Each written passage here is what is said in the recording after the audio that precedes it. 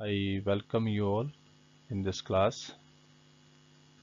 Topic for discussion in this class is poverty alleviation programs in India and critical assessment of poverty alleviation programs. So let us discuss about poverty alleviation programs. We are going to discuss about the measures adopted by the Government of India to remove poverty and unemployment in India. तो भारत सरकार के द्वारा 5 year plans में गरीबी को ख़त्म करने के लिए कई तरह के उपाय किए गए, उनके बारे में अब हम डिस्कस करेंगे। सो फर्स्ट पॉइंट इज़ स्वर्ण जयंती ग्राम स्वरोजगार योजना। तो ये जो योजना थी ये अप्रैल 99 में स्टार्ट की गई, 1999 में। और इस योजना का जो मुख्य लक्ष्य था वो था कि ग्रामीण क्षेत्रों में जो गरीबी है उसको ख़त्म किया जाए।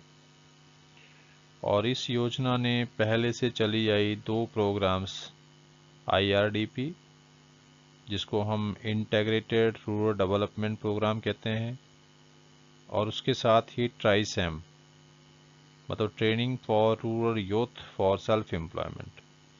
इन 2 प्रोग्राम्स को जो पहले से चले आए थे तो इनको रिप्लेस कर दिया गया SGSY के द्वारा, मतलब स्वर्ण जयंती ग्राम स्वरोजगार योजना के द्वारा। इन 2 प्रोग्राम्स को जो पहले से चले आए थे इनको रिप्लेस किया गया और इस योजना के तहत ग्रामीण भारत में बहुत सारे स्मॉल एंटरप्राइजेस को खोला गया। तो ये इस योजना की अचीवमेंट थी। Next program is national rural livelihood mission, NRLM इसका शॉर्ट फॉर्म है। तो इस स्कीम को हम आजीविका के नाम से भी जानते हैं और इसका जो फर्स्ट फेज था 2012-13 में, इसमें देश भर में 150 डिस्ट्रिक्ट में इस योजना को लागू किया गया और उसके बाद इसकी प्लानिंग बनाई गई कि 150 जो बाकी ज़िले हैं उसमें इस योजना को 2014-15 में लागू किया जाएगा और 2016 के एंड तक जो है इसको बाकी पूरे भारतवर्ष में लागू किया जाएगा।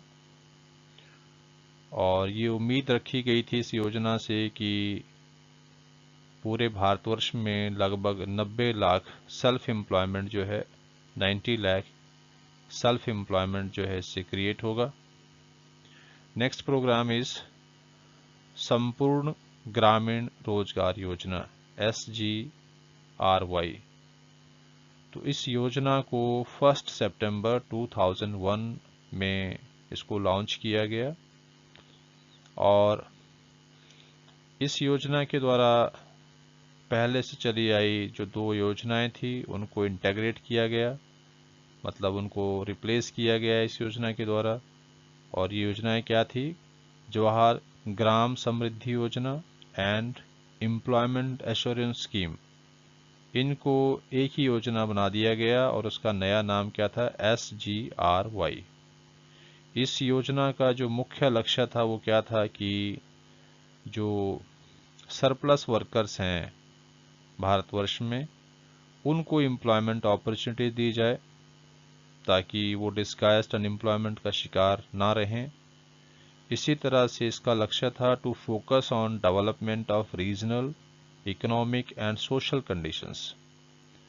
तो देश की आर्थिक, सामाजिक और जो क्षेत्रीय विकास थे उनकी कंडीशंस पर फोकस करना और साथ में ही इंफ्रास्ट्रक्चर को भी डेवलप करना। तो ये इस योजना के लक्ष्य थे और इस योजना का जो मुख्य लक्ष्य था वो था कि 100 crore man days for labour, इतना काम जो है वो क्रिएट करना। हालांकि अब इस योजना को जो MG नरेगा है उसमें शामिल कर लिया गया है। नेक्स्ट इज प्रधानमंत्री ग्रामोदय योजना। इस योजना को ईयर 2001 में लॉन्च किया गया। इसका जो मुख्य लक्ष्य था वो था कि ग्रामीण क्षेत्रों में लोगों का जो लिविंग स्टैंडर्ड है उसको इन्हेंस किया जाए, उसको अच्छा किया जाए, और उसके लिए 5 इम्पॉर्टेंट एरियाज़ पे काम करना इस योजना में डिसाइड किया गया था कि गांव में हेल्थ पर, प्राइमरी एजुकेशन पर, ड्रिंकिंग वाटर पर, और हाउसिंग पर, और रोड्स पर, इन चीज़ों पर जो है काम किया जाएगा ताकि लोगों का लिविंग स्टैंडर्ड इम्प्रूव हो। और इस योजना में पहले से चले आए 3 प्रोजेक्ट्स को शामिल किया गया, और ये प्रोजेक्ट थे प्रधानमंत्री ग्राम सड़क योजना, प्रधानमंत्री ग्रामीण आवास योजना, प्रधानमंत्री ग्रामीण ड्रिंकिंग वाटर योजना।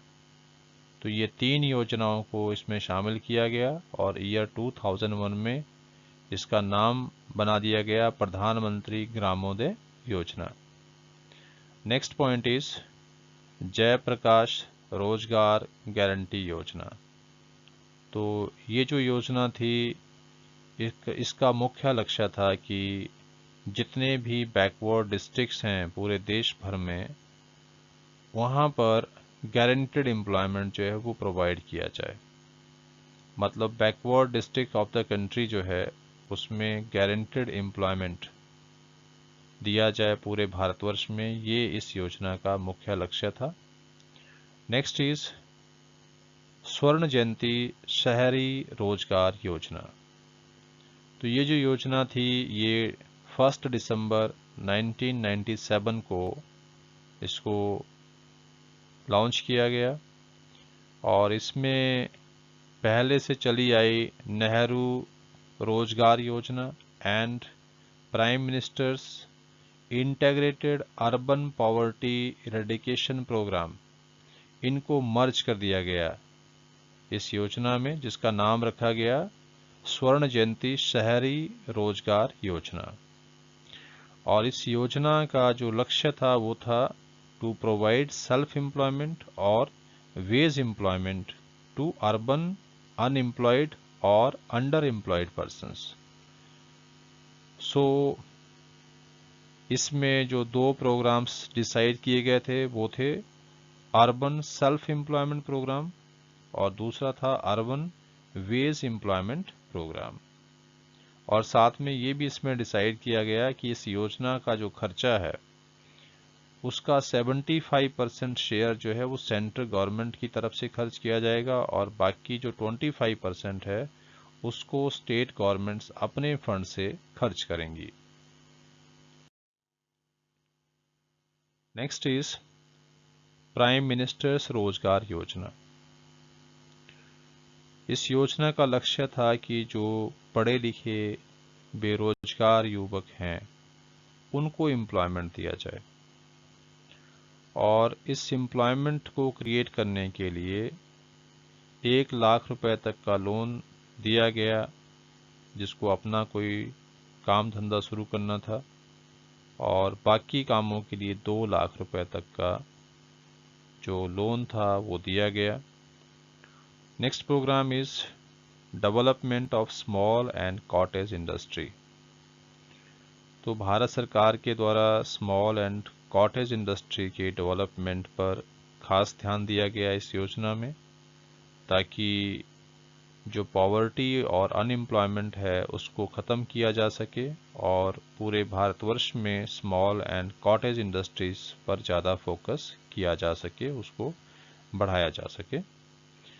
Next point is minimum needs programme. सो इस प्रोग्राम को लॉन्च किया गया था to raise the standard of living of the poor. जो गरीब लोग हैं उनके लिविंग स्टैंडर्ड को इम्प्रूव करने के लिए, और इस योजना के तहत जो है जो प्राइमरी प्रोग्राम्स रखे गए कि जिनको कवर करना है वो था primary education, adult education, rural health, rural water supply, rural roads, rural electrification, rural housing and ecological improvements of the urban slums, कि जो शहरी क्षेत्रों में स्लम्स बसे हैं उनका भी इकोलॉजिकल इम्प्रूवमेंट करना। और इन सब उपायों को इम्प्लीमेंट करते हुए ये एक्सपेक्टेशन की गई थी कि जो पुअरर सेक्शन ऑफ सोसाइटी है उसका लिविंग स्टैंडर्ड बेटर होगा। तो ये था minimum needs programme. So next is 20 point program. इसको हम 20 सूत्रीय प्रोग्राम भी कहते हैं, और इस प्रोग्राम को 14 जनवरी 1982 को इंडिया में लॉन्च किया गया। और ये 20 पॉइंट्स क्या क्या थे? पहला था इंक्रीज इन इरिगेशन कैपेसिटी, सिंचाई की सुविधाओं को बढ़ाना। Number 2 is increased production of pulses and oil seeds, जो तेल का उत्पादन है और दालों का उत्पादन है उसको बढ़ाना। Number 3 is extension of integrated rural development programs, जो ग्रामीण विकास के लिए प्रोग्राम चलाए गए थे उनको और ज़्यादा बढ़ाना। And national rural employment program, और जो राष्ट्रीय रोजगार योजना थी उसको भी और एक्सटेंशन देना, उसको और ज़्यादा बढ़ाना। Fourth point was fixation of ceiling of land holdings, कि ज़मींदारों के पास जो ज़मीनें हैं उसकी एक मैक्सिमम लिमिट को फिक्स करना, और बाकी जो एक्सेस लैंड उनके पास है उसको वापस लेके लैंडलेस जो लेबर है उसमें बांटना। Fifth point was minimum wages to agricultural workers, जो लोग एग्रीकल्चर सेक्टर में एज डेली वेजर काम कर रहे थे उनको मिनिमम वेजेस कितनी मिलनी चाहिए उसको फिक्स करना।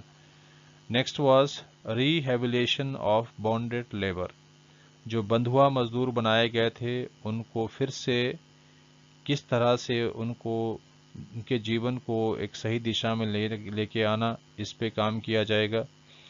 And next was expansion of scheduled caste and scheduled tribe programs, जो SC/ST कैटेगरीज हैं उनके डेवलपमेंट के लिए जो प्रोग्राम्स हैं उनको और बेहतर करना, उनको बढ़ाना।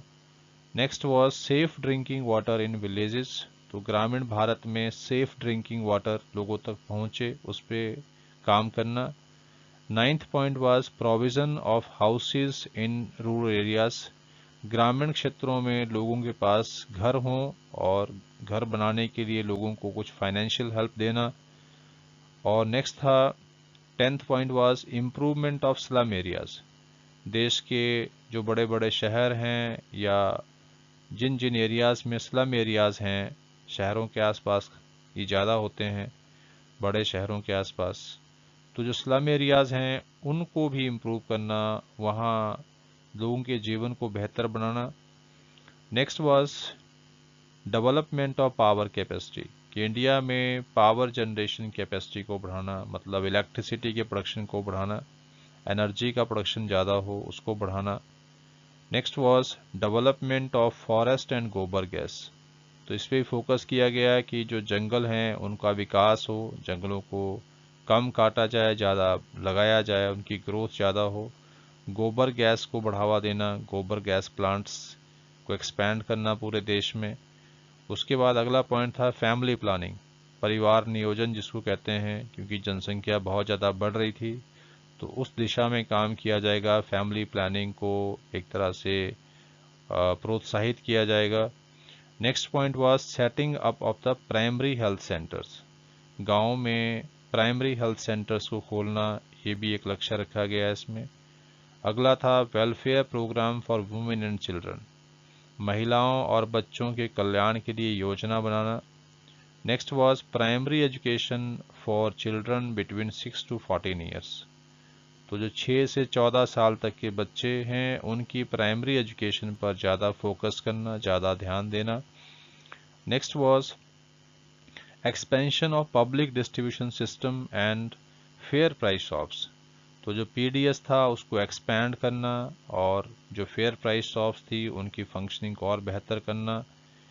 Next point was simple industrial policy, कि हमारे देश में जो इंडस्ट्रियल पॉलिसी हो उसको और सिंप्लीफाई करना। Next was checking of generation of black money, जैसे भारत में एक तरह से जो काला धन है वो बढ़ रहा था तो उस पर एक चेक रखना।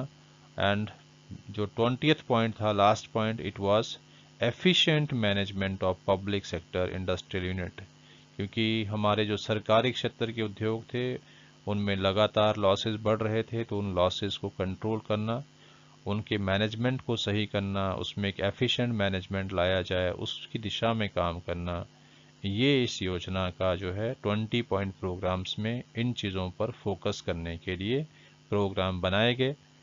नेक्स्ट वॉज, जो अगला प्रोग्राम था वो था Mahatma Gandhi national rural employment guarantee act, जिसको हम MG नरेगा भी कहते हैं। और इस योजना का लक्ष्य क्या है कि वो सभी लोग जो मजदूरी की वर्तमान दरों पर काम करने के लिए तैयार हैं, उनको मिनिमम 100 डेज का एम्प्लॉयमेंट गारंटेड मिले।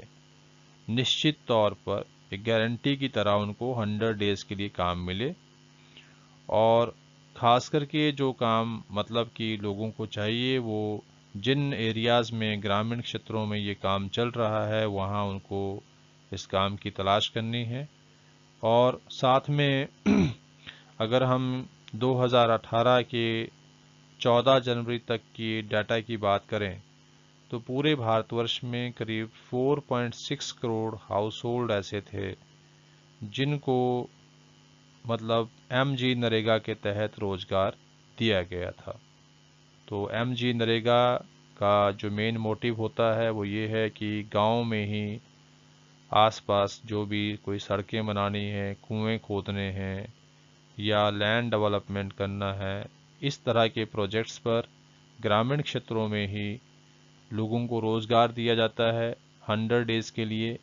मिनिमम 100 डेज़ के लिए ये गारंटेड प्रोग्राम होता है कि कम से कम 100 दिनों तक हर किसी को रोज़गार मिले और वो उन कामों को करे जिससे उनके अपने जो गांव है, उसका अपना क्षेत्र है, उसकी ग्रोथ हो, उसकी डेवलपमेंट हो, वहाँ रिसोर्सेज की ग्रोथ हो, बढ़ावा मिले, प्रोडक्टिविटी को बढ़ावा मिले, उनका जो लिविंग स्टैंडर्ड है वो बेहतर हो। तो ये था आपका MG नरेगा। और लास्ट पॉइंट इसमें है वो है micro units development refinance agency bank. इसको हम मुद्रा बैंक के नाम से भी जानते हैं। तो इस मुद्रा बैंक को फर्स्ट को जो है वो अप्रैल 2015 में भारत सरकार के द्वारा इसको लॉन्च किया गया, इसको सेटअप किया गया। और इसका जो मुख्य लक्ष्य है मुद्रा बैंक का, वो है कि जो माइक्रो एंटरप्राइजेज हैं उनकी क्रेडिट नीड्स को पूरा करना। और माइक्रो एंटरप्राइजेस को जो है वो 10 लाख रुपए तक का लोन देना पर यूनिट के हिसाब से, ये मुद्रा योजना का मुख्य लक्ष्य रहा है। So these were the poverty alleviation programs till now adopted by government of India from time to time. और ये जो पॉवर्टी एलिवेशन प्रोग्राम्स भारत में बनाए गए, ये समय समय पर बनाए गए। जैसा आप सभी पढ़ चुके हैं कि 1950 में प्लानिंग कमीशन ऑफ इंडिया बना था और उसके बाद 51 से 5 ईयर प्लान्स बनने शुरू हुए। बीच में कुछ 1 ईयर प्लान भी रहे उस समय की देश की परिस्थितियों को ध्यान में रखकर। और समय समय पर गरीबी को हटाने के लिए बहुत तरह के प्रोग्राम्स बनाए गए हैं और उसमें नो डाउट कि गरीबी को कम करने में काफ़ी ज़्यादा सफलता मिली भी है। लेकिन हमारे देश की जो पॉपुलेशन है वो इतनी ज़्यादा बढ़ चुकी है, इतनी ज़्यादा तेज़ गति से बढ़ रही है कि इन प्रोग्राम्स से जो रिज़ल्ट आते हैं वो भी एक तरह से नेग्लिजिबल हो जाते हैं, उनका असर दिखना ख़त्म हो जाता है, उनका जो प्रॉफिट है, एक तरह से जो बेनिफिट होते हैं वो दिखने बंद हो जाते हैं, वो न्यूट्रलाइज हो जाते हैं। तो सबसे ज़रूरी है कि हम पॉपुलेशन को कंट्रोल करें, क्योंकि अगर पॉपुलेशन कंट्रोल होगी तो फिर हर तरह की जो समस्याएं हैं उसका रूट कॉज ही ख़त्म हो जाएगा। पॉपुलेशन कंट्रोल करना भारत के लिए बहुत ज़रूरी है। तो अगर हम इसको कर पाते हैं तो उससे निश्चित तौर पर जो गरीबी है उसको हम ख़त्म कर सकते हैं।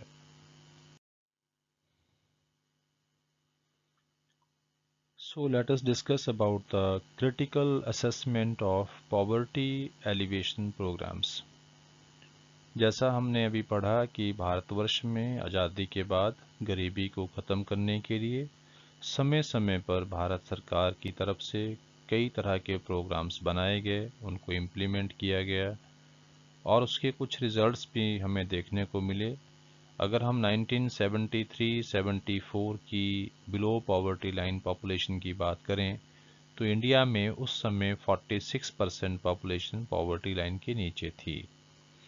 लेकिन 2011-12 का जो अवेलेबल डाटा है उसके हिसाब से 21.9% पॉपुलेशन अब सिर्फ पॉवर्टी लाइन के नीचे है, मतलब उसमें डिक्लाइन आया है, उसमें कमी है ही है। और साथ ही जो वेज रेट है, जो मजदूरी की दरें हैं, उसमें भी समय समय पर जो है वो इंक्रीज़ हुआ है, उसमें भी सुधार देखा गया है। तो इन दो चीज़ों को हम कह सकते हैं कि ये कुछ चेंजेस आई हैं इन प्रोग्राम्स की वजह से। अदरवाइज़ हम ये कह सकते हैं कि जो पॉवर्टी एलिवेशन प्रोग्राम्स थे जो बनाए गए थे समय समय पर, उनसे जो एक्सपेक्टेड था कि ये डिलीवर करेंगे उसको वो डिलीवर करने में फेल हो गए हैं। मतलब उनकी जो परफॉर्मेंस है वो बहुत पुअर रही। हम नहीं कह सकते कि पॉवर्टी एलिवेशन प्रोग्राम से कुछ ज़्यादा कामयाबी मिली हो। सो लेट अस अंडरस्टैंड कि ऐसा क्यों हुआ है, उसके कॉजेज़ क्या रहे हैं। पहला है कि जो हमारे यहाँ एडमिनिस्ट्रेटिव एंड कंसर्न स्टाफ था वो इनएफिशिएंट था, वो अकुशल था और वो जो कम्प्लेक्स प्रोसीजर इन्वॉल्व थे इन प्रोग्राम्स में उनको इफ़ेक्टिवली उनको वो इम्प्लीमेंट ही नहीं कर पाए। और साथ में एक और बहुत बड़ी कमी थी कि जो योजनाएं बनाई गई उनका फिर प्रॉपर फॉलोअप एक्शन नहीं बना कि इनको यूज़ किया गया, बनाया गया, उनके क्या रिज़ल्ट रहे, किस तरह इम्प्लीमेंट किया गया, इसका फॉलोअप एक्शन नहीं था। और जो लोग इन प्रोग्राम्स के इंचार्जेस थे उन्होंने ज़्यादातर जो एजुकेटेड लोग थे, रिच सेक्शन के लोग थे या रिसोर्सफुल पर्सन थे, उनको फ़ायदा दिया गया एज अगेंस्ट द पुअर्स। जो बेनिफिट पुअर्स को मिलना चाहिए था वो बेनिफिट सोसाइटी के educated, rich and resourceful persons ने उसका फ़ायदा उठाया। और इसके अलावा रिमोट एरियाज़ में जो पुअर हाउस होल्ड थे, जो इंटीरियर एरियाज़ में लोकेटेड थे, वहाँ पर उन साधनों को एक्सेसिबिलिटी नहीं पहुँच पाई या कंस्ट्रेंट्स ऑफ एक्सेसिबिलिटी थी, इसलिए भी उनको उसका फ़ायदा नहीं पहुँच पाया। और जिन इंस्टीट्यूशंस से एक उम्मीद रखी गई थी कि वो सपोर्टिव होंगे, जैसे क्रेडिट इंस्टीट्यूशंस या मार्केटिंग इंस्टीट्यूशंस या फैसिलिटीज़ जिन इंस्टीट्यूशंस ने प्रोवाइड करनी थी, वो भी ज़्यादा सपोर्टिव नहीं रहे इन प्रोग्राम्स को इम्प्लीमेंट करने के लिए। और एक और बात जो थी वो ये थी कि जो यहाँ पुअर क्या है, किसको इन चीज़ों का फ़ायदा मिलना है, वो भी क्लियरली डिफाइंड नहीं था। और इसलिए बहुत सारे नॉन पुअर जो पर्सन्स थे उन्होंने भी उन प्रोग्राम्स का फ़ायदा उठाया। अल्टीमेटली हम ये कह सकते हैं कि पुअर लोगों को जो उनका हक दिया गया था एक तरह से इन प्रोग्राम्स के तहत, उन तक पहुंच ही नहीं पाया। और अगला जो पॉइंट है वो ये है कि गांव में जो पावर ग्रुप्स होते हैं उन्होंने इन प्रोग्राम्स की जो डिलीवरी मैकेनिज़्म थी उन्होंने उसको कंट्रोल कर लिया। और एक तरह से जो भी पुअर पर्सन्स के लिए प्रोग्राम बनते थे वो अल्टीमेटली पावर ग्रुप्स ने दूसरे लोगों की तरफ उसको डायरेक्ट कर दिया। एक्चुअली जो लोग पुअर थे उनको उसका बेनिफिट नहीं मिला। और एक और इसका जो ड्रॉबैक था वो ये था कि जितने भी पॉवर्टी एलिवेशन प्रोग्राम्स बनाए गए ये लार्जली गवर्नमेंट स्पॉन्सर्ड प्रोग्राम थे, मतलब इनको सरकारी योजनाएं ही माना गया और इसमें जो पार्टिसिपेशन ऑफ पीपल है वो बहुत कम रहा, लोगों की भागीदारी, क्योंकि ये सिर्फ सरकार की योजना तक ही इसको रखा गया कि सरकारी योजना है। अगर इसमें लोगों की सहभागिता को बढ़ाया गया होता तो शायद ये ज़्यादा फ्रूटफुल होते। और इसी तरह से जो पॉवर्टी एलिवेशन प्रोग्राम्स हैं उसको जो हमारा ओवर डेवलपमेंट स्ट्रैटेजी थी उसके साथ उसको प्रॉपरली लिंक नहीं किया गया और इसकी जो फंक्शनिंग थी इसको प्रॉपरली मॉडिफाई नहीं किया गया। और यही वजह है कि इतने सारे पॉवर्टी एलिवेशन प्रोग्राम्स बनाने के बावजूद भी आज भी हमारे देश में गरीबी काफ़ी ज़्यादा मात्रा में अवेलेबल है, विद्यमान है। और दूसरी बात साथ में ये भी है कि जो पुअर सेगमेंट था उसमें अवेयरनेस की भी कमी थी। उनको इन प्रोग्राम्स के बारे में अवेयरनेस ही नहीं था कि ये प्रोग्राम उनके लिए है। तो इस तरह से हम अल्टीमेटली ये कह सकते हैं कि जो पॉवर्टी एलिवेशन प्रोग्राम्स थे जिनको बनाया गया था गरीबी को हटाने के लिए, वो एक तरह से अधिकतम सीमा तक जो है मैक्सिमम लिमिट तक वो फेल हो गए हैं। उससे कुछ बहुत ज़्यादा फ्रूटफुल रिजल्ट नहीं आए हैं। कुछ हद तक हमारी जो पॉपुलेशन अंडर पॉवर्टी लाइन है उसका परसेंटेज ज़रूर कम हुआ है और कुछ वेजेस में भी सुधार आया है, ये हुआ है। अदरवाइज़ ये प्रोग्राम्स पूरी तरह से फेल हो चुके हैं। इसके कारण भी हमने पढ़ लिए हैं। Let us recap the causes. So पहली बात यहाँ रही कि पुअर डिलीवरी मैकेनिज़्म रहा। वो जो बेनिफिट्स थे पॉवर्टी एलिवेशन प्रोग्राम्स के, वो ज़्यादातर नॉन पुअर लोगों ने उसका फ़ायदा उठाया और वो पुअर सेगमेंट तक या पुअर पर्सनस तक उसका बेनिफिट नहीं पहुंचा। दूसरा था कि जो जिस तरह की हमारी प्रॉब्लम है पॉवर्टी की, जितना बड़ा इसका मैग्नीट्यूड है, जितना बड़ा इसका साइज़ है, उसके हिसाब से इस प्रॉब्लम को सॉल्व करने के लिए जो रिसोर्सेज एलोकेट किए गए इन प्रोग्राम्स में, वो भी क्वाइट डेफिशिएंट थे। काफ़ी हद तक वो मतलब कम थे। रिसोर्सेज जो थे एलोकेट किए गए वो कम थे इन प्रोग्राम्स को इम्प्लीमेंट करने के लिए। और अगला पॉइंट है कि इल मोटिवेटेड ऑफिशियल्स को यहाँ इन्वॉल्व किया गया। और मतलब जो जिन्होंने ज़्यादा ध्यान नहीं दिया, जो ऑफिसर्स इसमें लगे थे जिनकी रिस्पॉन्सिबिलिटी बनती थी, उन्होंने उसको प्रॉपरली इम्प्लीमेंट नहीं किया। और इस तरह से जो रिसोर्सेज थे उनको वेस्ट किया गया या उनको इनएफिशिएंटली यूटिलाइज किया गया।